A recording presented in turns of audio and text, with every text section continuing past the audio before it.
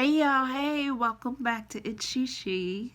If you're new to the crew, then scoot on in the couch so you can get a part of this Mindful Monday. And if you are already part of the crew, welcome back. It is Monday, and I am doing a Mindful Monday. Yay! Um, I have somewhat decided to possibly skip every Monday. This week you'll get a treat because I think you'll get at least 2 videos, possibly 3. But I've done my fall tablescape, so I was going to put that up, which will be kind of ironic to this video. But anyways, it is Mindful Mondays, and on Mindful Mondays, I spend 5 or 6 minutes talking about a topic, and you all talk back in the comments. So, YouTube has kind of become one of my main TV channels in this pandemic. And so, one of the things that I have been watching is I'll switch back from tablescapes. I like things like Pimple Poppers, Dr. Pimple Poppers, whatever. Although I don't specifically like her anymore because it just takes too long to get to the business. I don't know why it brings down my anxiety, but it is what it is. But I came across watching this video, and I'll tell you guys the name of the video. Man living in a 10 by 10 tiny house and homesteading. And I watched that, and I was just amazed by how little he lived on. He had a few books. His clothes, he didn't even have enough clothes to fill a whole shelf, like a bookshelf. A shelf on the bookshelf. He didn't have enough clothes to fill a shelf. And just how he made his own food, and then how he processed the waste, like the bottom of onions and the food that you really don't eat off of, like apple cores and things like that. He processed that into a particular type of gas that turned into gas to run his grill, which was his aka kitchen, and just the miraculous things he did. And he did it in that tiny house. He also had an outdoor shower run by rainwater, and then of course he had an outdoor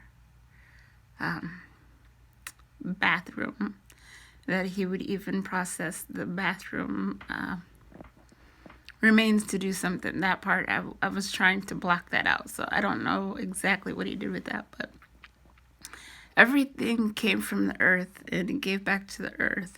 And he just kept saying, I didn't want my things to be responsibility of someone else on earth. And I thought that was quite interesting. But he basically lived with nothing. He had a few books, a few pieces of clothes, and then he lived in Florida, so it wasn't so bad,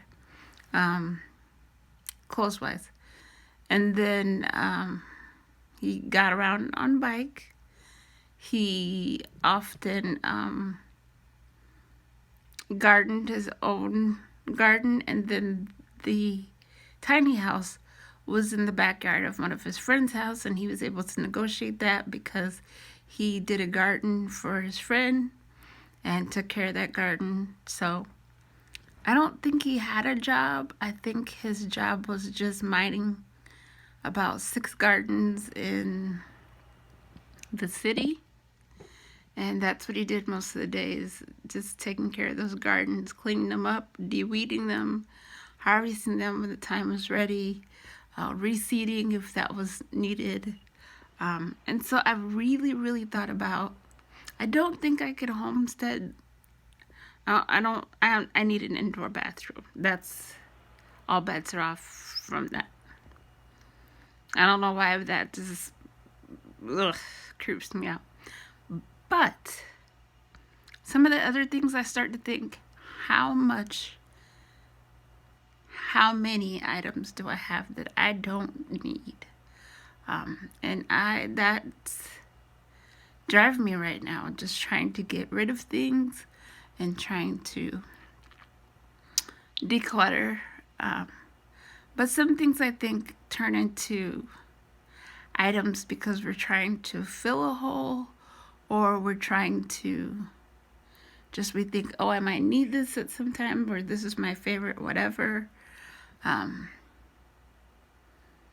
Like I have my mother's albums that I do not want to get rid of.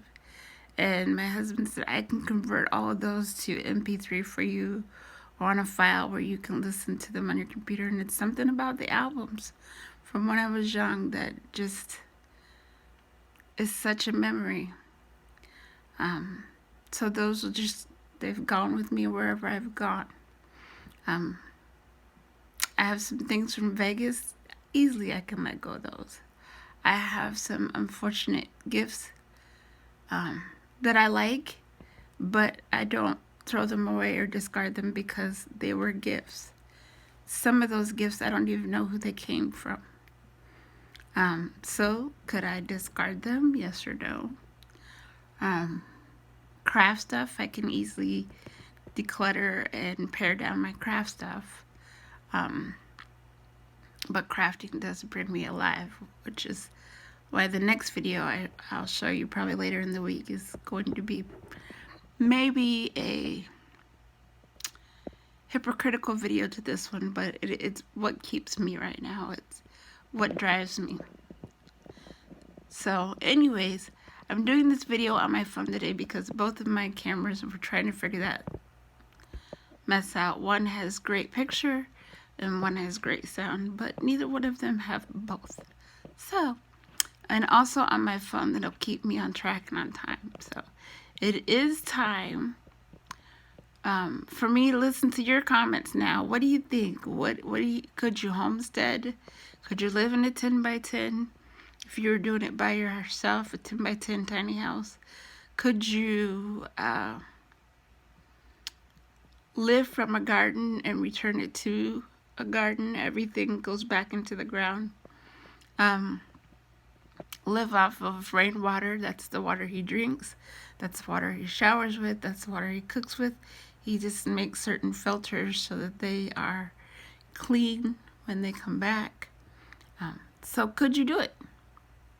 The answer for me is I don't know that I could, but it has driven me to pare down a lot. I don't think enough to live in a 10 by 10 house